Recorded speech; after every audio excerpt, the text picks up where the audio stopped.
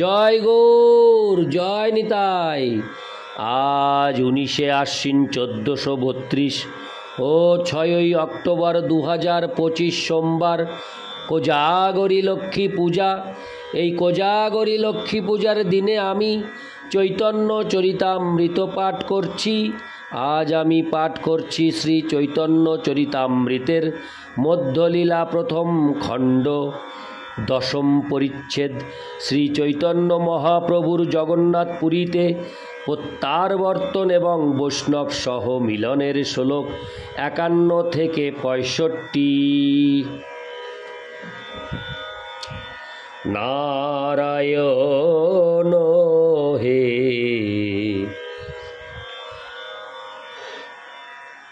নারায়ণ,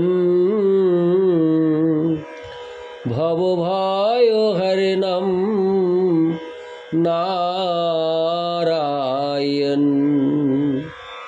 শ্লোক 51।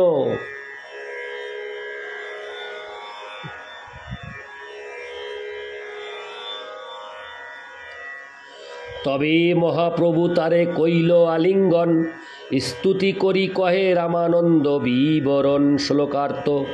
তখন শ্রী চৈতন্য মহাপ্রভু ভবানন্দ রায়কে আলিঙ্গন করলেন এবং অনেক প্রশংসা করে তিনি তাকে রামানন্দ রায়ের কথা বললেন। ইতি শ্লোক 51। শ্লোক 52। রামানন্দ হেন রত্ন, যাহার তনয়, তাহার মহিমা লোকে কহনো না যায়। শ্লোকার্থ।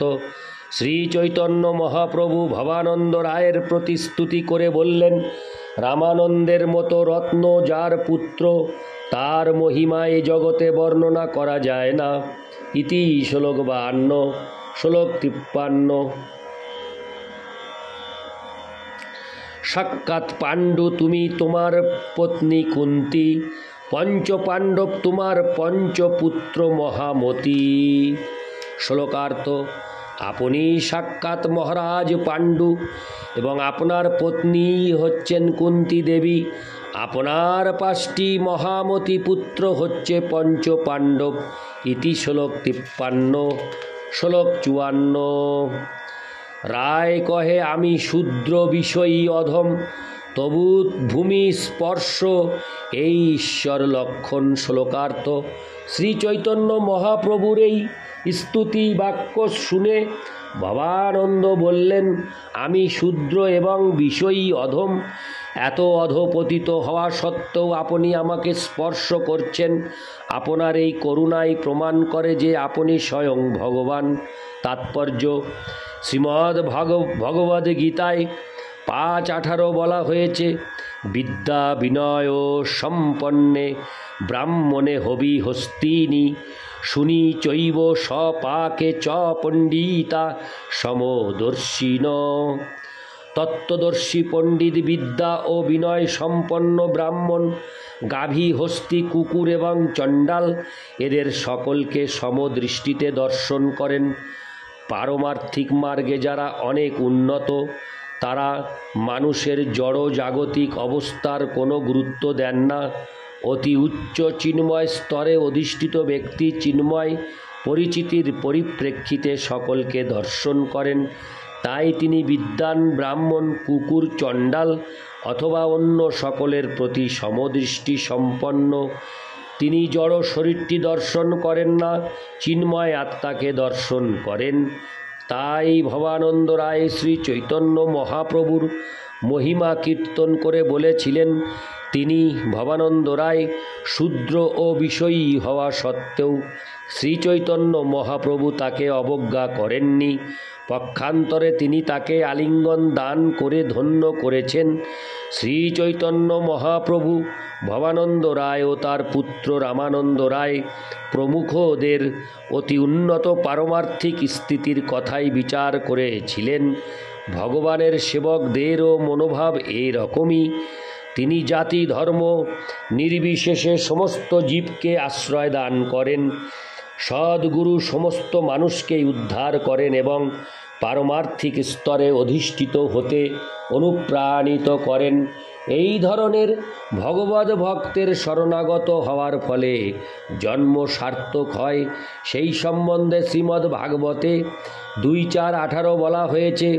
কিরাত হিরণ্যান্ধ্র পুলিন্দ পুলক্ষা আভীর শুম্ভা যবনা খসাদয় যে হন্যে চ পাপ্য, হরে কৃষ্ণ, যে হন্যে চ পাপা যদুপাশ্রয়াশ্রয়া শুদ্ধন্তি তস্যৈ প্রভো বিষ্ণবে নমো।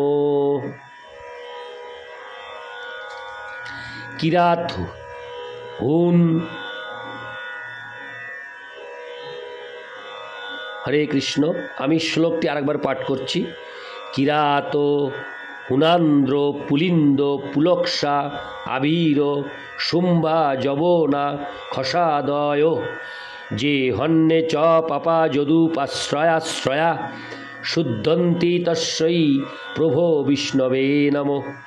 কিরাত হুন অন্ধ্র পুলিন্দ পুলস্ক, হরে কৃষ্ণ, পুলকশ আভীর শুম্ভা যবন খস ইত্যাদি জাতি এবং অন্য সকলে যারা নানা রকম পাপকর্মে লিপ্ত, তারাও ভগবদ ভক্তের চরণাশ্রয় গ্রহণ করার ফলে সমস্ত পাপ থেকে মুক্ত হয়ে নির্মল হতে পারে। সেই মহান ভক্তের শ্রীচরণে আমার প্রণতি নিবেদন করি, যিনি পরমেশ্বর ভগবান অথবা তার শুদ্ধ ভক্তের শরণ গ্রহণ করেন, তিনি সমস্ত জড় কলুষ থেকে মুক্ত হয়ে চিন্ময় স্তরে উন্নীত হন। সেই কথাও ভগবদ গীতায় 9:32 প্রতিপন্ন হয়েছে। মাং হি পার্থ ব্যাপাশ্রিত্য জেহপিষু পাপজো নয় স্ত্রিয় বৈশ্যাস্তথা শূদ্রাস্তে হপি জান্তি পরাঙ্গতিম। হে পার্থ, নিচ কুলোদ্ভূত স্ত্রী, বৈশ্য এবং শূদ্রও যদি আমার শরণাগত হয়, তাহলে তারাও পরম গতি লাভ করে। ইতি শ্লোক 54। শ্লোক 55। নিজ গৃহ বৃত্ত ভৃত্ত পঞ্চপুত্র শনে আত্মা সমর্পিল আমি তোমার চরণে। শ্লোকার্থ: শ্রী চৈতন্য মহাপ্রভুর করুণার স্বীকৃতি প্রদর্শন করে ভবানন্দ রায় বললেন, আমার গৃহ, ধন সম্পদ, বিত্ত এবং পঞ্চপুত্র সহ আমি নিজেকে তোমার চরণে সমর্পণ করলাম। তাৎপর্য: এইটি শরণাগতির পন্থা। শিল ভক্তি বিনোদ ঠাকুর গেয়েছেন, মানস দেহ গেহ যো কিছু মোর অর্পিলু তুয়া পদে নন্দ কিশোর। কেউ যখন ভগবানের শ্রীপাদ পদ্মে শরণ গ্রহণ করেন, তখন তার যা আছে সেই সব কিছু দিয়ে তার গৃহ, তার দেহ, তার মন সব কিছু তার চরণে নিবেদন করে তার শরণ গ্রহণ করেন। ভগবানের শরণাগত হওয়ার পথে বা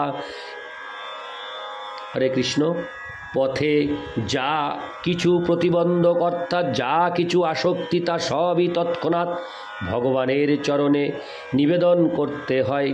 কেউ যদি তার পরিবারের সকলকে নিয়ে ভগবানের শরণাগত হন, তাহলে তার সন্ন্যাস গ্রহণ করার আর কোনো প্রয়োজন থাকে না। কিন্তু তথাকথিত পরিবারের সদস্যরা যদি ভগবদ ভক্তির পথে প্রতিবন্ধক হয়, তাহলে ভগবানের চরণে সম্পূর্ণভাবে শরণাগত হওয়ার জন্য তৎক্ষণাৎ তাদের ত্যাগ করা উচিত। ইতি শ্লোক 55। শ্লোক 56। এই বাণীনাথ রহিবে তোমার চরণে, যবে সেই আজ্ঞা তাহা করিবে সে বনে। শ্লোকার্থ: ভবানন্দ রায় বললেন, আমার এই পুত্র বাণীনাথকে আমি আপনার শ্রীপাদপদ্মে অর্পণ করলাম। আপনি যখন তাকে যা আদেশ করবেন সেই অনুসারে সে সর্বক্ষণ আপনার সেবা করবে। ইতি শ্লোক 56। শ্লোক 57। আত্মীয় জ্ঞানে মোরে সংকোচ না করিবে, যেই যবে ইচ্ছা তবে সেই আজ্ঞা দিবে। শ্লোকার্থ: হে প্রভু, আমাকে আপনার আত্মীয় বলে মনে করুন। আপনি নিঃসংকোচে যখন যা ইচ্ছা হবে সেই আদেশ দেবেন। ইতি শ্লোক 57। শ্লোক 58। প্রভু কহে, কি সংকোচ তুমি নহ পর, জন্মে জন্মে তুমি আমার সবংশে কিঙ্কর। শ্লোকার্থ: শ্রী চৈতন্য মহাপ্রভু তখন ভবানন্দ রায়কে বললেন, তোমার সঙ্গে আমার সংকোচ কি? তুমি আমার পর নও, জন্মে জন্মে সবংশে তুমি আমার দাস। ইতি শ্লোক 58। শ্লোক 59। দিন 5-7 ভিতরে আসিবে রামানন্দ, তার সঙ্গে পূর্ণ হবে আমার আনন্দ। শ্লোকার্থ: 5-7 দিনের ভিতর রামানন্দ রায় এখানে আসবে এবং সে এলে তার সঙ্গ লাভে আমার আনন্দ পূর্ণতা প্রাপ্ত হবে। ইতি শ্লোক 59। শ্লোক 60। এত বলি প্রভু তারে কইল আলিঙ্গন, তার পুত্র সব শিরে ধরিল চরণ। শ্লোকার্থ: এই বলে শ্রী চৈতন্য মহাপ্রভু ভবানন্দ রায়কে আলিঙ্গন করলেন এবং তার পুত্রদের মস্তকে তার শ্রীপাদপদ্ম স্পর্শ করালেন। ইতি শ্লোক 60। শ্লোক 61।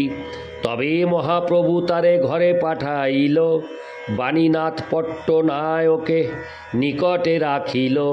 শ্লোকার্থ: তারপর শ্রী চৈতন্য মহাপ্রভু ভবানন্দ রায়কে তার গৃহে পাঠালেন এবং বাণীনাথ পট্টনায়ককে তার কাছে রাখলেন।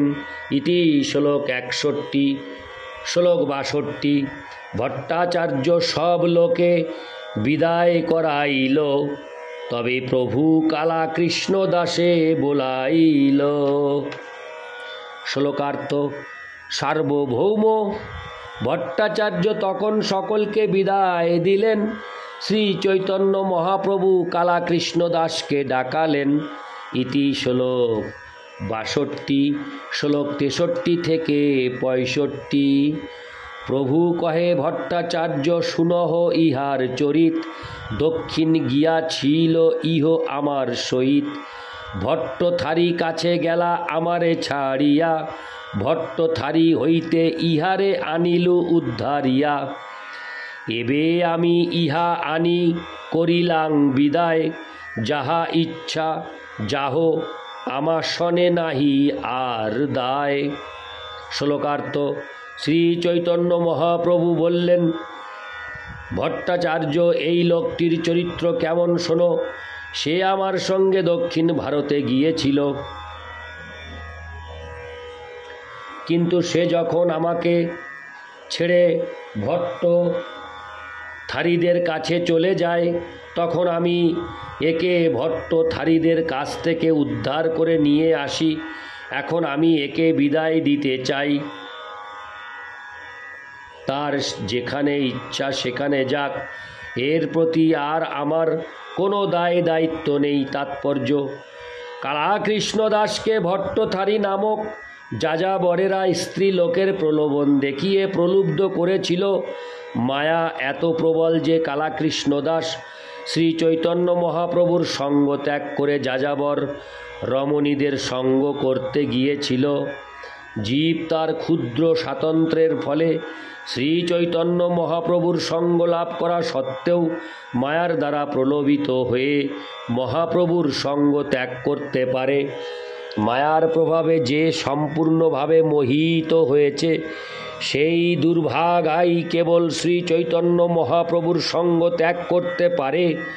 অত্যন্ত সাবধান না হলে মায়া যে কাউকে তার কাছে টেনে নিতে পারে, এমনকি তিনি যদি চৈতন্য মহাপ্রভুর ব্যক্তিগত সেবকও হন, তাকেও।